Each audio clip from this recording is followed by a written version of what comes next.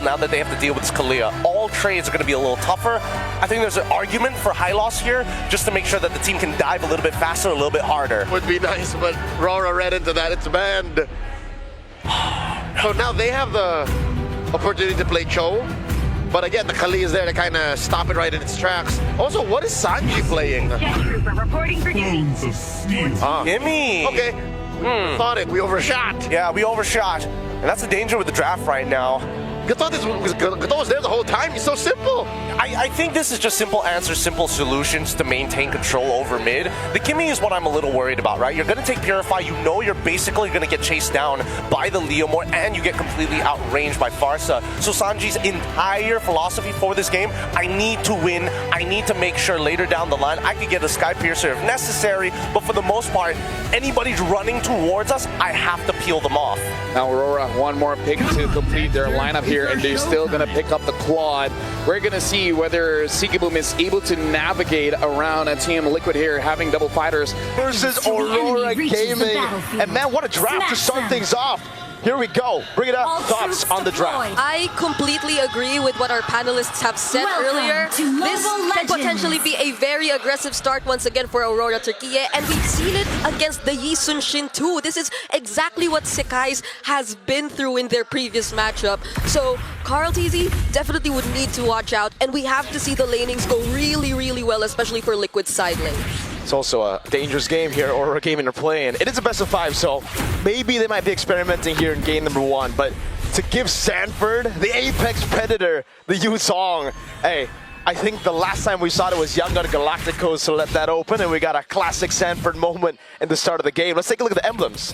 It's a weakness finder too for Sanji. We're seeing on the Kimmy a bit more damage expected to come through, and generally the same. Still the fighter emblems coming through, especially for Sigiboom, taking care of potentially whatever pressure can come, knowing that Liquid might want to pay a bit more attention towards the Gold Lane rather than the Uranus of Lunar. Yeah. Well, now it's just really, really slow laning. We heard earlier Sanford really say that Aurora Gaming are known for their early aggression. So far, it's all chill, just pokes here and there. Not as crazy as their approach against Selangor Red Giants, but Trex, now to call TZ. Well, a lot of damage on a Pagu. Forces trying to get away, but first blood goes over to Sanji. Now, I want to touch on something. Aurora Gaming, I think they really focused on their mid. They sacrificed the off lanes. It's something they like to do, but now they're already losing a little bit in the mid, which is not a good start for the Turkish team. Yeah. That's the question. Are they scared right now to make a move? Because, again, they're approaching against Selangor Red. Just Sanford? Oh, gank up in the top. Sanford able to dash back. Carl TZ also getting caught up, though. Tienzi with the Steed trying to move in. Can they get the kill? Yes, Lunar picks it up, and now Sanford in trouble as well. Whoa. Lunar goes under the tower, looking for one more shot, but Lunar has to back off. In a bad spot though, Sanji almost spots him. Turtle coming up, Pagu able to lock on. Rosa looking for positioning as well. And a bit of airstrike comes down. Sanji pushed back and taken out. Pagu now under the Turtle, may fall as well. Oheb able to pick up the kill. Oheb steals the Turtle and JP is low. But Lunar stands in the midst of 2 members and Rosa finds a double kill. Aurora Gaming, it's back and forth, 3-2. All right. That could have been really good for Aurora already. Even though they lost Pagu, they were able to shift their attentions towards the XP lane. And again, the XP laner here, the Yuzhong of Sanford, is one of the biggest conditions you have to take note of when it comes to the Turtle. But Oheb, close call there. But speaking of Oheb, he literally turned things around in that fight. Phantom Steed once again gonna get sandwiched up by JP here. The Tsunami Slam back though. Oheb goes down. Tienzi might be able to just get away. He does. What? AOG misses. JP, where are you going? Into the tri-bush now. Pagu. What? Here up on the top side though. A gank on a Sanford. You mentioned aggression, Mirko. Well, Aurora Gaming is bringing it. Hey, early on I was like, are they scared to make a move just because they're up against Team Liquid, such big names, a lot of pressure? Then they were like, no, we were waiting for the right time to strike, and they pounced on Team Liquid. Man, it really looked like with the first blood, Liquid had it under control. You would see the classic Filipino, all right, let's stay it slow, but TNC. More damage, JP brought low. Trying to get some health back, but it's 4-1, and there's just no escape. JP push back once more. That airstrike. TMZ gets the kill, and now Lunar's laughing. But wait, the damage from Carl TZ. Just too much. They get a good trade 1-1. What a traction pulse from Sanji to save Carl TZ there in a tough spot. And Carl, with the instant, he held onto the Mountain Chakra for so long so that he can combo in together. And therefore, these two backliners can just back each other up. Yep, fortunately, Liquid are always ready whenever the fights happen in the mid lane. But whenever we see the fast rotations come into play, and AURORA taking advantage of it once again. That's two ults. They baited out two big ultimates, AOG down and the Black Dragon form as well. And look at the timing. 1 second for the turtle to spawn right now. AURORA Gaming, they got a resource advantage, but they still got to be careful because TNZ used the Phantom Steed. Yep, JP doesn't have the AOG either, but there's the Mountain Shocker already. Will they actually go for this? Slam doesn't use it. Finally catches Sanford. Sanford able to lock onto Rosa with a flicker back. Sigiboom comes in with a blazing duet. A lot of damage lands onto Lunar. Lunar needs to try to back up. Turtle does go into the hands of Team Liquid. Nobody goes down though. Yeah. It works so well when Liquid are at least prepared or together as 5. OHEB, we saw it happen earlier too during the first turtle. He was able to save things for Liquid. The gold lead right now existing in AURORA Gaming's hands could have been so much more if only OHEB didn't take away that turtle and a couple kills. Now OHEB. In a bad spot, TNZ should be able to get away from this. Wait, no, Rosa shows up to the party. AOG does catch on to Rosa. I mean, the back and forth, the trades right now, these teams are reading each other so cleanly. Non-stop action. Should be okay. Lunar brought down to 50%. Carl TZ might want to try to push this. Lunar backs up with the consecration. Yeah. Should be good. Non-stop action, bro. Non-stop. Two teams just want to go ban for ban everywhere on the map. They're so instant in the reactions now. Tsunami's time to purify. That's about it. Let's take a look at the item builds here at the 5-minute mark. Okay. I kind of get it for AURORA Gaming. This is really a fast rotating lineup, but if we were to take a quick look at the items here, Pagu affording to go for the Oracle first item. I know this has been a thing for Kalea for the longest time now, but I think this also signifies just how confident they are in terms of playing the early game. They just really need to go for the amount of sustain that he can offer, especially knowing that there's no reliable burst damage just yet to come from Liquid. But with the setup. Cloud brings back Rosa. Rosa taken out.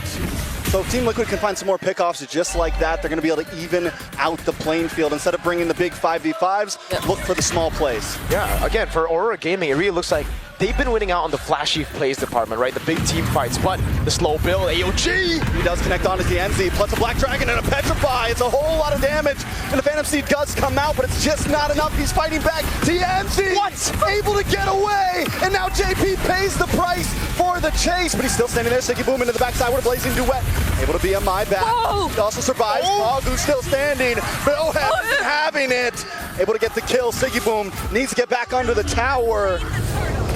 This is grade A mlbb right now. Rosa on to OHEB. Carl! The kill, and Carl TZ joins the fight along with Sanford. There is no time for stops. Both teams, again, just going at it. Every time we see a fight down below, there's a turtle being taken while Sanford's going 1v1 against the Uranus, and Farbiel's trying to run away. And that was Lunar trying to go for the steal, but Carl gets it. All right, we finally have some downtime. What the hell happened there, Brig? I know. I'd have to double check whether or not the anti-heals are already in for Team Liquid, but fortunately, because of the enhanced basic attacks, JP definitely was still able to live through all of that. So maybe now that they do have it, they can afford to be a bit more aggressive and a bit more focused on taking down TNZ, because for the past few team fights we've seen, TNZ's always been surviving, but there's a Black Dragon form and the AOG. Has to use a Tsunami Slam just to get away there. Sanford, though, able to get the big damage onto Rosa. Here's Tsunami Slam onto Sanford, and now Sanford's pushed back. TNZ shows up out of nowhere and gets the kill. And Lunar, once again, just harassing OHEB. Every time you think one of the members are going to win the fight, the other team comes out on top. The Apex Predator, he smelled blood in the water, but it was a bait from AURORA Gaming. Yeah, and I'm glad that we're seeing how Liquid are kind of reading into this still. It's not like they're being a bit too reactive just yet. Carl TZ still very much focused on farming. He knows what he has to do as the Yi Sun-shin. So later on, we will be seeing him a bit more active when it comes to the team fights, but now it's just Liquid trying to stop these fast rotations and plays that are coming from AURORA Gaming. TNZ able to push back. Whoa! Carl TZ goes down! Rosa picks up the kill, and Ice Shifting Clouds on all the members. OHEB! But wait, the Tsunami Slam. OHEB goes down as well. TNZ still standing strong. Sigiboom Beam Eyes to the side. He's going to try to take this tower on the top side. AURORA Gaming out outclassing TL right now. They're too good. They're too good at choosing timings and choosing when to fight. They know when a crucial member of Liquid is down. Sanji! Might not be able to get away from this one. Another airstrike wipes him off the map. Rosa, TNZ, everyone are playing so darn well. And we understand again that, hey, we didn't get to see the Leomord first from TNZ this tournament, but he was the first guy to bring it up back then when no one was playing it. So when he got back on the horse, he was like, I got this. This could be, is probably, I don't know if we can refer to the panel, the best Leomord performance at M7 so far. TNZ, we know him for, again, the last loss that joys the Fannies as of recent, but he's back on his signature heroes. I'm just wondering when the Amon's gonna show up. Tsunami Slam!